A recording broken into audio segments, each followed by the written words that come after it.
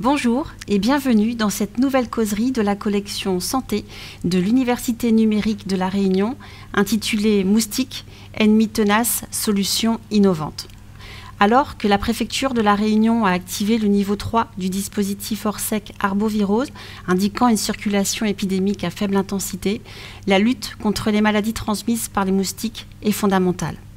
Parmi les techniques de lutte, la lutte génétique offre des perspectives prometteuses.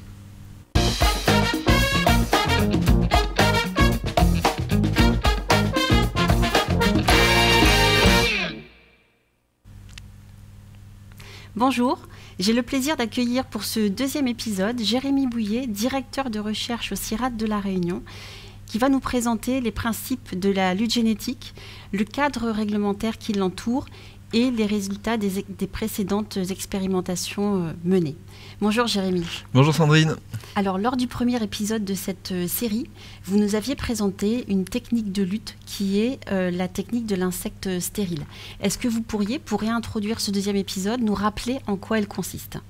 Avec plaisir, et j'en profiterai pour vous présenter aussi une nouvelle stratégie qui en est dérivée. Donc sur ce schéma, en fait, à gauche de l'écran, on voit la technique de l'insecte stérile. C'est une technique où on élève en masse un insecte contre lequel on veut lutter, on isole les mâles et on les lâche en masse dans une zone donnée pour qu'ils rentrent en compétition avec les mâles sauvages et qu'ils s'accouplent avec les femelles sauvages. Donc sur ce schéma, vous voyez l'accouplement entre un mâle et une femelle. Il va en fait lui transmettre du sperme plein de mutations. Chaque mâle qui est passé dans un irradiateur pour être stérilisé a des mutations différentes de ses congénères qui sont irradiés en même temps, et du coup il n'y a pas de possibilité de résistance, et tous les œufs qui vont être générés par la femelle à partir de ce sperme contenant des mutations ne vont pas pouvoir éclore, et donc on va contrôler les naissances de la femelle, et si on fait ça pendant suffisamment longtemps, on va pouvoir, à force de contrôler les générations suivantes, réduire, voire éliminer la population de l'insecte cible. Et il y a quelques années, j'ai eu une idée donc un peu différente, qui est la tisse boostée, où en plus de ce phénomène qui va toujours exister, c'est-à-dire qu'il y aura toujours stérilisation des femelles s'il y a accouplement, eh bien on va recouvrir le mâle avec un biocide avant de le lâcher, et quand le mâle va s'accoupler avec la femelle, il va lui transmettre ce biocide, et la femelle va l'amener dans le gîte larvaire. Donc non seulement ses œufs seront stérilisés, mais en plus, les œufs d'autres femelles qui n'auraient pas rencontré des mâles stériles vont rencontrer le biocide, et du coup, les larves ne pourront pas éclore. Et on s'est rendu compte que même si le mâle ne réussit pas à s'accoupler, par exemple s'il est moins compétitif sexuellement que les mâles sauvages, il va quand même transmettre le biocide, et parfois il va même transmettre le biocide directement au gîte, et donc finalement avec cette méthode on a un moyen de toucher tous les gîtes larvaires d'une population d'Aedes, et si vous vous en souvenez, on avait discuté de ces gîtes la dernière fois, et ce sont des gîtes cryptiques, c'est-à-dire cachés, très difficiles à détecter et à traiter, et là c'est le mâle qui va faire le travail pour nous, et il va aller détecter tous les gîtes de sa propre espèce, et nous amener le biocide spécifiquement dans ces gîtes. Donc c'est une méthode totalement innovante. Tout à fait. Vous disiez que vous l'aviez... vous faisiez état de constatation, ça veut dire que ces techniques ont été expérimentées ? Effectivement, donc à l'échelle mondiale, il y a actuellement 39 projets. Donc sur cette carte, vous pouvez les voir un peu répartis sur toute la planète. Et plus ils sont foncés, en gros, plus ils sont à un niveau de développement élevé. Donc on part de la phase 0 où en fait le pays décide s'il veut tester ou pas la méthode. Ensuite, dans la phase 1, il collecte des données sur la population cible contre laquelle il va la tester. Dans la phase 2, il fait un petit essai à petite échelle pour vérifier si ça peut marcher. Et si ça marche, dans la phase 3, il va à plus grande échelle et il en profite pour calculer la rentabilité d'utiliser cette méthode. Et si tout est correct, il passe dans la phase opérationnelle où cette méthode va rentrer dans la boîte à outils du pays pour lutter contre le moustique, et il va l'intégrer dans sa stratégie de lutte opérationnelle. Et pour l'instant, il n'y a qu'à Singapour que c'est le cas, c'est-à-dire qu'à l'échelle de l'île, le Parlement a voté pour qu'il lâche des mâles stériles dans les zones où il peut y avoir transmission de la dengue, et donc il travaille déjà à toute l'échelle de l'île. D'accord. Et donc on le voit sur le territoire de La Réunion. L'expérimentation qui a été menée, c'est une expérimentation jusqu'à présent de phase 2. Exactement. Donc sur le territoire de La Réunion, on a eu deux types d'expérimentation. D'abord la technique de l'insecte stérile classique, telle que je vous l'avais expliqué. Donc il y a eu une zone d'environ 20 hectares et ce projet a été mis en place par l'IRD. Il s'appelait TIS2B en fait. Et sur cette zone de 20 hectares, donc 300 000 moustiques ont été lâchés chaque semaine et ils étaient de très bonne qualité, donc ils ont montré qu'ils avaient une très bonne compétitivité sexuelle, ce qui a permis d'entraîner une stérilité de 50% de la population cible, et la méthode a aussi été très bien acceptée. Le problème, c'est que comme la zone n'était pas isolée, il y avait des œufs qui venaient des alentours, et donc malgré la stérilisation induite, ils n'ont pas réussi à réduire de manière très importante la densité de moustiques. Et sur la diapositive suivante, on voit les prédictions de modèles qui disent qu'en théorie, si on met ce biocide sur les mâles, on devrait être beaucoup plus efficace et réussir à réduire la population de manière beaucoup plus importante, et en plus avoir un effet rémanent, parce que donc, le biocide utilisé reste dans les gîtes, il a une demi-vie d'environ 3 mois, et il va continuer à maintenir cette suppression même après qu'on ait lâché les mâles stériles, et même s'il y a des œufs qui viennent de femelles fertiles des environs, ils vont tomber dans des gîtes déjà traités et ils vont pas pouvoir se développer. Et donc ça, on l'a aussi testé à petite échelle à La Réunion. Donc sur cette diapositive, vous avez les résultats d'un essai qui a été fait à Saint-Joseph sur une ravine qui borde le chemin d'Amour, et où on a lâché des mâles stériles d'Aedes aegypti traités par du pyriproxyphène. Alors, ils étaient produits en Autriche par l'Agence internationale pour l'énergie atomique et transportés sous forme refroidie jusqu'ici. Et on est tombé en plein milieu de la phase Covid, donc on a eu beaucoup moins de mâles que ce qu'on voulait. Il y a eu beaucoup de délais dans les colis, et in fine, on a lâché que 600 mâles par hectare toutes les 2 semaines, alors que dans l'essai précédent, on était à plus de 10 000 mâles, à 15 000 mâles par semaine. Et malgré ça, on a eu une réduction très importante de la population cible, de plus de 90% en 3 mois. Et en plus, on a eu un impact très négatif aussi sur l'autre moustique, le moustique tigre, qui n'était pourtant pas ciblé directement, parce que comme il partage une partie des gîtes avec Aedes aegypti, on a aussi impacté sa population et on l'a réduit de 60%. Donc on le voit, même avec un test qui n'a pas pu être mené tel que vous l'aviez envisagé, les résultats sont très prometteurs. Exactement, finalement on l'a lâché à densité beaucoup plus faible que ce qu'on voulait, et malgré ça on a eu une efficacité très importante. Alors, lors de la présentation que vous venez de faire là, des essais phase 2, et notamment ceux qui ont été menés à Sainte-Marie, vous évoquiez dans les critères de réussite un bon taux d'acceptabilité de la population. Comment est-ce que vous vous en assurez de cette acceptabilité des tests que vous menez ? Alors, que ce soit à l'IRD à Sainte-Marie ou le CIRAD à Saint-Joseph, on a étroitement collaboré avec les mairies des zones de lutte, et on a eu des campagnes d'explication de la technologie aux populations. Donc sur cette diapo, vous voyez quelques photos de visites au porte-à-porte à la population. Donc on a fait des conférences publiques où on expliquait la méthode, comment ça fonctionne et tout, pourquoi on va poser des pièges, pourquoi on va vous lâcher des moustiques dessus, parce que c'est pas évident de faire comprendre aux gens qu'en lâchant plus de moustiques, on va réduire la population de moustiques qui piquent, et c'est très important de le faire. Et dans les deux cas, que ce soit à Sainte-Marie ou à Saint-Joseph, on a eu une très bonne acceptation parce que les gens ont compris que les moustiques les piquaient pas et qu'ils allaient réduire la population cible. Et par exemple, donc à Saint-Joseph, on a visité 176 maisons, on leur a expliqué la technologie et on a eu un excellent accueil avec plus de 99% de support à la technologie, ce qui est logique vu qu'en plus, pour la technique boostée, on lâche beaucoup moins de mâles, donc c'est très peu visible, on voit pas trop les mâles tourner autour des gens. Et quand on les voit tourner, par exemple dans la technique de l'insecte stérile classique, on leur explique simplement qu'ils piquent pas et ça passe très bien. D'accord. Quand vous évoquez le terme de lâchage, qu'est-ce que ça veut dire exactement ? Alors, les lâchers, on peut les faire soit au sol, soit par drone. Et c'est ce qu'on a fait d'ailleurs à Saint-Joseph. On avait expérimenté pour la première fois au monde, c'est à La Réunion, à Saint-Joseph, qu'un drone avait été utilisé pour lâcher des mâles stériles en zone urbaine, par voie aérienne. Et donc, quand on survole les gens avec un drone, il faut aussi leur expliquer pourquoi, parce que sinon ils pourraient croire que c'est parce qu'on veut prendre des photos de leur maison. Non, c'était pour lâcher des mâles stériles.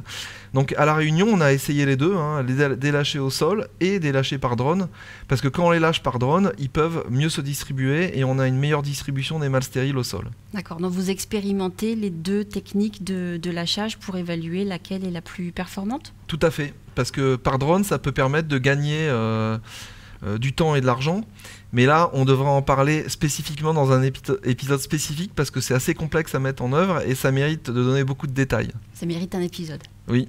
Très bien. Alors, lorsque vous nous avez expliqué la technique de l'insecte stérile et la technique de l'insecte stérile boosté, vous avez fait mention de l'utilisation d'un biocide dans le cadre de la technique de l'insecte stérile boosté. Au premier épisode, vous évoquiez le fait que la technique de lutte TIS, technique de l'insecte stérile, était une technique totalement verte. Est-ce que l'on peut dire que la technique de l'insecte stérile boosté l'est également? Alors malheureusement non, en tout cas dans la version on l'utilise actuellement avec du pyriproxyphène, parce que le pyriproxyphène est un insecticide de 3e génération, donc quand même très spécifique et bien plus évolué que ce qui est actuellement utilisé. Et en utilisant la technique de l'insecte stérile boosté, comme on le disait, on cible spécifiquement les femelles de l'espèce cible et les gîtes, ce qui est quand même 10 fois mieux que ce qu'on fait quand on fait de la pulvérisation dans l'air de gouttelettes d'insecticides, où là on a une goutte sur 1 million qui touche les moustiques cibles. Donc on est beaucoup plus spécifique et on réduit entre 6 000 et 60 000 fois les quantités de biocides par rapport à de la pulvérisation. Cependant, on a quand même un biocide. Donc moi, un de mes objectifs dans le futur, c'est de remplacer ce biocide par un virus spécifique des moustiques pour redevenir vert. Donc la technique boostée avec du pyriproxyphène, ce n'est pas une technique verte, c'est une technique avec du biocide. Mais si on remplace le biocide par un biopesticide, on pourrait redevenir une technique verte. Par exemple, quand vous pulvérisez des spores BT sur les marécages pour tuer les moustiques, c'est une technique verte, même si on pulvérise un biopesticide. D'accord. Donc la prochaine étape, c'est de concevoir un virus qui tue le virus transmis par les moustiques. Voilà, ou les moustiques eux-mêmes. Mais alors, comme ce n'est pas une technique verte, on s'assure qu'on n'a pas d'impact sur l'environnement quand même. Donc premièrement, on fait des études très précises sur les quantités de pyriproxyphène qui vont se retrouver dans le milieu. Et on prend pour ça des cabinets spécialisés assermentés qui vont calculer précisément au picogramme près combien de biocides va se retrouver dans l'environnement. Et ces études ont démontré qu'il n'y avait aucun risque d'avoir un impact ni sur l'homme ni sur l'environnement. Mais en plus, dans ces essais phase 2, on a fait des suivis. Donc sur la diapositive que vous voyez là, on a un chironome et sa larve, parce que ces insectes partagent leur gîte larvaire avec les moustiques. Et on a vérifié à Saint-Joseph qu'on n'a pas eu d'impact sur les chironomes. On a aussi vérifié qu'on n'a pas eu d'impact sur les abeilles, parce que les abeilles, comme vous le savez, elles butinent. Or, les mâles stériles, les mâles globalement de moustiques, ils butinent aussi, c'est aussi des pollinisateurs. Et donc, ils peuvent amener du biocide dans les fleurs potentiellement et contaminer les abeilles. Ou les abeilles peuvent aller boire de l'eau des gîtes larvaires et se contaminer avec le biocide. Donc on voulait vérifier que ce n'était pas le cas, et dans les gîtes sentinelles qu'on a posés, on n'a eu aucun impact négatif sur les abeilles, et on n'a pas trouvé de concentration de biocide supérieure dans la zone de lutte ou dans la zone témoin. Donc on était très contents, mais il faudra qu'on confirme ça à plus grande échelle. D'accord. Gîtes sentinelles, c'est-à-dire que ce sont des gîtes témoins que vous avez installés sur les zones d'expérimentation ? Tout à fait, donc on a des ruchers avec des ruches sentinelles qu'on va suivre régulièrement tous les 3 mois, et on en met à la fois dans la zone de lutte et dans la zone témoin, et on suit les deux de manière à vérifier qu'on n'observe pas d'impact sur la santé des abeilles de la zone de lutte. Très bien. Donc on le voit, il y a un cadrage réglementaire très fort autour de ces techniques, et notamment de la technique de l'insecte stérile boosté. Oui, effectivement. Et d'ailleurs, donc, pour parler de la réglementation autour de ces techniques, sur cette diapositive, on voit les différents permis qui sont nécessaires donc, pour mettre en place le nouvel essai phase 3 dont on va parler juste après. Et d'ailleurs, cet essai, on va le mettre en place avec l'IRD, c'est-à-dire que chacun, nous avons fait des essais phase 2 de notre côté, mais nous avons quand même collaboré depuis le début, et l'IRD qui a développé cette capacité de production locale de mâles stériles avec un insectarium basé au Sirois à Saint-Denis qui peut produire jusqu'à 500 000 mâles par semaine, va produire les mâles pour l'essai à venir, et aussi collaborer avec nous sur toutes les étapes, et en particulier pour mesurer l'impact de la technique sur les maladies. Et pour faire ça, donc on a dû déposer des demandes qui sont encore en cours pour certaines. On a déjà obtenu auprès de l'ANSES un permis d'utilisation expérimentale de biocides pour l'aspect pyriproxyphène sur les mâles stériles. Nous sommes passés en décembre devant le CSRPN, où nous avons présenté donc, tout le projet, les études de risque qui avaient été réalisées avant et ce qu'on a prévu de faire pour mesurer l'absence d'impact environnemental. Donc nous attendons leur avis, mais bon, ça s'est très bien passé et on a eu un feedback très positif. Et nous allons aussi devoir passer devant le comité de protection des personnes en France par rapport à l'enquête qui va être réalisée pour mesurer l'impact sur la maladie, parce que pour le faire, il faut prélever les gens. Et donc pour faire ça, on a besoin de permis éthiques. Et donc la cellule de l'IRD qui s'appelle RIPH, Recherche impliquant la personne humaine, est en train de préparer tout un dossier avec le protocole détaillé, et on aura besoin d'obtenir cet accord avant de pouvoir commencer l'étude. Et on va aussi bientôt présenter tout le projet au CODERST, donc, parce qu'il faut qu'on ait une autorisation de la préfecture avec un arrêté. L'ARS est le service instructeur, et c'est eux, in fine, qui vont écrire l'arrêté qui sera mis en place avant qu'on puisse commencer les expérimentations sur le terrain. D'accord. Donc là, justement, quelles sont les prochaines étapes en termes d'expérimentation ? Alors, au niveau des prochaines étapes, j'ai aussi fait une diapositive. Donc, les objectifs, c'est de passer à plus grande échelle, parce que pour l'instant, c'était 10 hectares, donc ça marche, mais on voudrait savoir qu'est-ce qui se passe quand on tape plus large. Et aussi, on voudrait regarder, est-ce qu'on a un impact sur les maladies, parce que sur 10 hectares, c'est trop petit pour regarder si les gens qui vivent à cet endroit-là sont protégés, parce que les gens se déplacent. Par contre, quand on commence à avoir une zone plus grande, là, on peut regarder. Donc, dans le projet qu'on va mettre en place avec l'IRD à partir de cette année, on va essayer de mesurer l'efficacité non seulement sur les moustiques, mais aussi sur la transmission de la dengue et du chikungunya. Au départ, on devait le mesurer que sur la dengue, mais comme le chikungunya vient d'être réintroduit, la mairie de Saint-Joseph nous a demandé d'inclure le chikungunya dans les maladies surveillées, et donc on va regarder quel est l'impact sur le chikungunya. On va aussi, encore une fois, vérifier l'absence d'impact environnemental, donc sur les abeilles et la faune non cible qui partagent les mêmes gîtes, comme les chironomes. Et on va vérifier que la méthode est acceptable à une plus grande échelle, parce qu'on va rencontrer d'autres communautés, en tapant sur 200 hectares. Et on va enfin collecter plein de données qui vont permettre de construire un modèle économique pour calculer précisément quel coût ça aurait si on voulait traiter une zone, combien on devrait payer par an pour traiter un hectare avec cette méthode. Et donc, toutes ces données permettront d'intégrer ou pas cette méthode dans la stratégie de lutte intégrée qui est mise en place à La Réunion par l'ARS et par les populations, parce que la première personne à lutter contre les moustiques, c'est celui qui élimine les gîtes larvaires.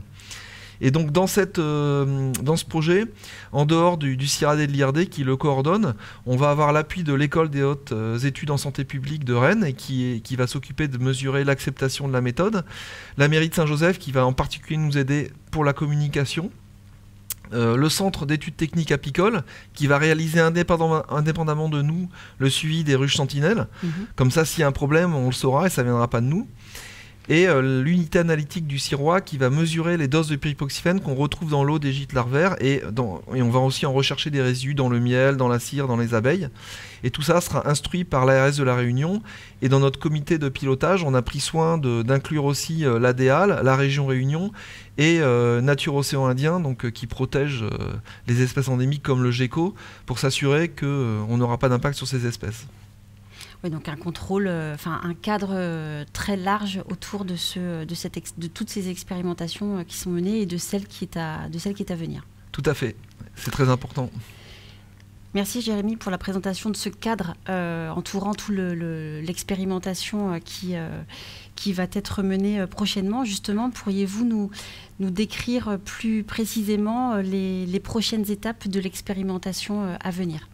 Avec plaisir. Donc sur la carte que vous voyez là, on voit les zones où on va étudier l'effet de ces méthodes sur les populations de moustiques et sur la transmission. Donc la zone en verte, c'est la zone où on va attaquer. On va commencer, alors là, on a prévu de faire les premiers lâchers en avril dans cette zone-là, et on va faire que dans cette zone-là pendant 6 mois. Et si on n'observe aucun problème, bonne acceptabilité, pas d'impact environnemental, on va étendre aux 115 hectares qui suivent, donc la zone immédiatement à gauche, qui est la zone 2. Et dans le reste de Saint-Joseph, on va l'utiliser comme zone témoin pour regarder la différence entre les densités de moustiques dans cette zone témoin et la zone de lutte, mais aussi par exemple la santé des abeilles dans la zone témoin et dans la zone de lutte. Et dans ces différentes zones, pour mesurer l'impact sur les moustiques, on va utiliser ce type de piège. Donc le piège en bleu que vous voyez, qui s'appelle un BG Trap, c'est un piège qui attire les moustiques. on met dedans une bouteille de CO2 qui lâche du gaz carbonique à très faible concentration. Et les moustiques ont l'impression que c'est un animal qui est en train de respirer. Ils sont attirés et ils sont aspirés dans le piège. Et donc on peut compter le nombre de moustiques piégés en 24 heures. Et ça nous donne une idée de l'exposition des gens aux piqûres de moustiques. Et en même temps, on regarde combien d'œufs de moustiques dans la zone on peut capturer. Donc là, vous avez un exemple d'un piège pondoir où on a mis des feuilles de vacoa découpées parce qu'on avait vu que ça attirait bien le deuxième moustique, la Aedes aegypti, qui vit à Saint-Joseph. Et avec ce piège-là, on va vérifier les densités d'œufs. Donc on va mesurer en même temps les densités d'œufs et les densités d'adultes pour comprendre globalement l'impact sur la dynamique des populations de moustiques. Et en même temps, on va regarder quel est l'impact sur la transmission de ces deux maladies. Donc on va avoir une surveillance des cas cliniques. Pour ça, on va collaborer avec l'ARS et Santé publique France. Et on va comparer en fait le nombre de cas dans les clusters où on lutte avec le nombre de cas dans d'autres clusters qui leur ressemblaient dans les 10 années précédentes au niveau transmission de la dengue, et vérifier qu'on a bien une réduction de ce nombre de cas cliniques. Alors ça c'est très bien, mais le problème c'est que c'est pas très sensible parce que le nombre de cas cliniques n'est pas énorme à l'échelle de ces clusters. Et du coup en plus on va ajouter une étude sérologique qui va avoir deux composantes. Premièrement, on va mesurer les anticorps contre ces deux virus, dengue et chikungunya, avec des tests rapides. On va vérifier si les gens ont été exposés ou pas au virus par leur réponse immunologique. Et deuxièmement, on va regarder s'ils ont été exposés aux piqûres de moustiques, parce qu'il y a une technique qui a été développée par l'IRD et qui permet de voir une réponse immunitaire des gens proportionnelle au nombre de piqûres par des moustiques. Et donc cette méthode marche très bien, elle est très sensible, et en plus les anticorps disparaissent très vite. Et donc on a une très bonne corrélation entre le nombre de piqûres et la quantité d'anticorps dans le sang des gens exposés. Donc ça va nous permettre d'aller très finement dans la transmission de la maladie. Et en même temps, cette même population d'études, on va leur demander régulièrement qu'est-ce que vous pensez de la méthode, est-ce que vous avez l'impression que ça marche, est-ce que ça vous a dérangé, est-ce que vous voyez des problèmes associés à cette méthode, pour essayer de comprendre l'acceptabilité. Et aussi, est-ce que vous avez changé vos habitudes? Parce qu'il y a une des craintes qu'on a toujours quand on teste une nouvelle méthode, c'est que les gens arrêtent de faire ce qu'ils faisaient jusque-là pour se protéger contre les moustiques, donc les répellents, l'élimination des gîtes. Et ça, c'est vraiment quelque chose contre lequel il faut lutter. Il ne faut pas qu'il y ait un relâchement de la lutte par les gens, parce que sinon, si la méthode ne marche pas, on les expose à plus de risques. Donc éthiquement, c'est très important qu'ils continuent à faire tout ce qu'ils faisaient avant qu'on teste la méthode. Et ça, c'est très important de l'expliquer. Et on le voit, c'est effectivement très important. Et la communication autour de l'expérimentation, elle est fondamentale. Tout à fait, que ce soit au début, au milieu, il faut aussi faire des feedbacks réguliers de l'efficacité. Quand il y a des problèmes, il faut en parler. Moi, je suis devenu très connu à La Réunion, non pas parce que j'ai réussi à lâcher des moustiques par drone, mais parce que j'ai pas réussi à décoller avec un drone lors d'un film où il y avait plein d'équipes de télé. Et donc, il faut aussi parler des problèmes. Hein. Quand on expérimente une nouvelle méthode, on rencontre des problèmes, on passe notre vie à régler des problèmes, en fait. Il ne faut pas en avoir peur, ça fait partie du jeu. Alors, les prochaines étapes, on le voyait là sur la slide que vous nous présentiez, c'est février 2025. Donc, ça veut dire que c'est demain? Tout à fait. Février 2025, c'est juste le début des suivis entomologiques. Et d'ailleurs, dès la semaine prochaine, fin janvier, on va faire une réunion publique, on va tout expliquer aux gens à Saint-Joseph. Et aussitôt après, on va commencer à poser des pièges pour repérer les meilleurs sites de piégeage pour faire le suivi d'efficacité au cours de cet essai phase 3. Toute expérimentation ayant un coût, celle qui est menée à Saint-Joseph dans les prochains jours, comment est-ce que concrètement elle est financée? Alors, effectivement, comme c'est un essai phase 3 en plus, c'est un coût supérieur à l'essai précédent puisque c'est à plus grande échelle. Et là, on a eu la chance donc, de bénéficier d'un financement par la région Réunion, donc, avec de l'argent FEDER, donc, pour le développement des régions ultra-périphériques. Et en plus, on a bénéficié d'un appui du ministère de l'Enseignement supérieur et de la Recherche qui nous a financé l'achat d'un robot sexeur de moustiques et d'un irradiateur à rayon X qui va être positionné au pôle 3P du CIRAD à Saint-Pierre. Et donc, on les remercie beaucoup parce que grâce à eux, on va pouvoir voir comment cette technique fonctionne à plus grande échelle. Et voir mesurer l'efficacité de ces techniques très prometteuses. En tout cas, merci beaucoup à vous, Jérémy, pour cet échange autour de la technique de l'insecte stérile et de la technique de l'insecte stérile boosté. Donc, rendez-vous au prochain épisode pour découvrir en images la l'expérimentation qui va être menée à Saint-Joseph dans le cadre de l'essai phase 3. Avec plaisir, merci beaucoup Sandrine. Merci à vous.